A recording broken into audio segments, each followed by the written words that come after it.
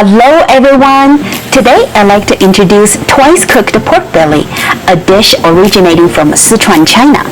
The Chinese name of this classic dish, Hui Guo Rou, literally means the meat that returned to the wok. It explains the two-step cooking method, which gives the dish a delicious, complex texture. The key flavor comes from two versatile condiments, chili bean pastes and fermented black beans. And I'll show you how to remove the most fat from a pork belly so this dish doesn't taste particularly greasy at all. For this recipe, the pork belly is pretty much indispensable.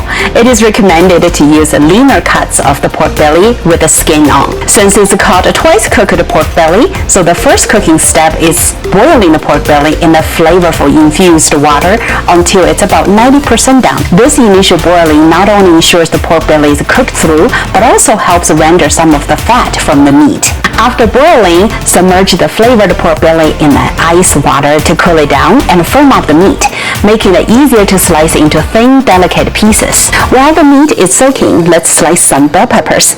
Slant knife to 45 degrees to slice bell peppers. It will help bell peppers to absorb flavor quickly. I'm using 1 red bell pepper and 4 whole Anaheim peppers.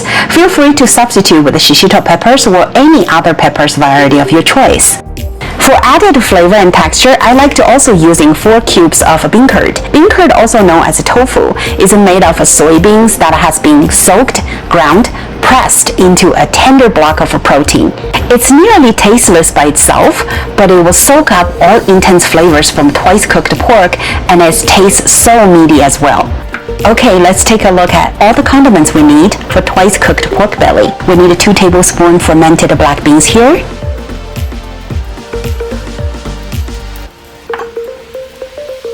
Also 2 tablespoons bean paste.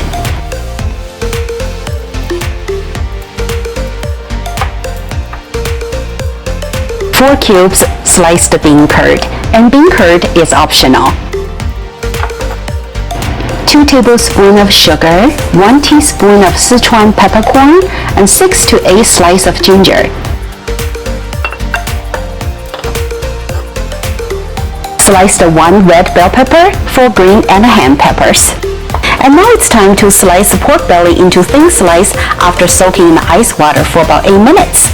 Try your best to slice pork belly as thin as possible. This way, more fat can be rendered during frying and it will gain a crispier texture.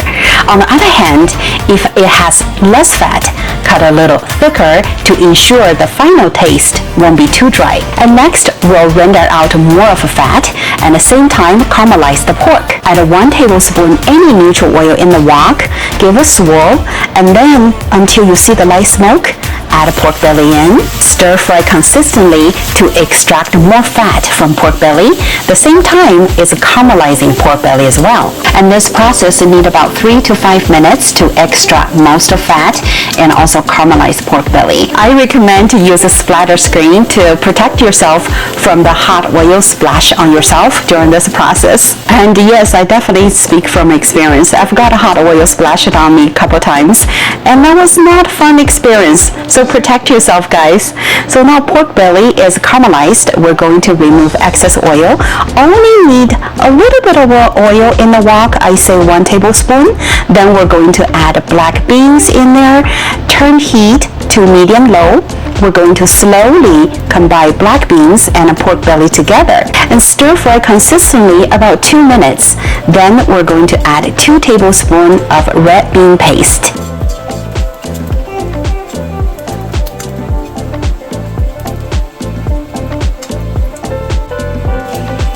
Stir fry consistently for about 1 minute while combine black beans, red bean paste, and pork belly together.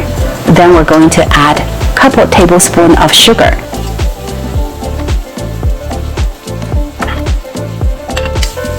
Give a few tosses here and add sliced ginger and peppercorn. Quickly toss around for a few times and then you can see the pork belly start turn to deep red color. Next, I'm going to add a sliced bean curd. And since bean curd is optional if you're not using bean curd, and you may just add in all the bell peppers. And toss around again for about 2 minutes, then I'll add in all vegetables.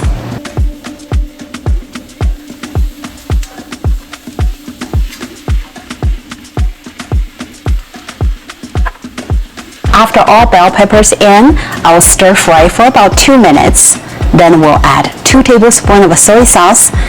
We don't really need salt in this dish as fermented black beans and the bean paste is already salty. Continue stir fry for about a minute to 2. Just take a look at this beautiful color. The smell here in my kitchen is just sensational. Every time I make this dish, it always brings me back to Chengdu, Sichuan. This smell warms my heart so much. It brings back so many beautiful memories. After stir fry for about 2 minutes, we're going to add ½ cup of water, give a few tosses, then cover with a lid, let it sit, and on medium heat, let it cook for about 2 to 3 minutes.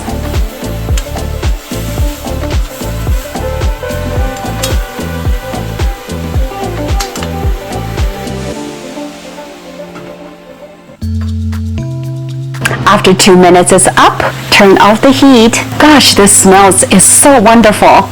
Give a few tosses, then get your rice ready. It's time to enjoy. Of course, you may also use this delicious and intense flavor twice cooked pork belly with boiled noodles or even Chinese scallion pancakes. You may also turn this dish into vegetarian by substitute pork belly to bean curd or fried tofu. I hope you enjoyed this recipe and this video. Don't forget to subscribe, like, and leave me a comment. Thank you so much for watching. Until next time, bon appetit!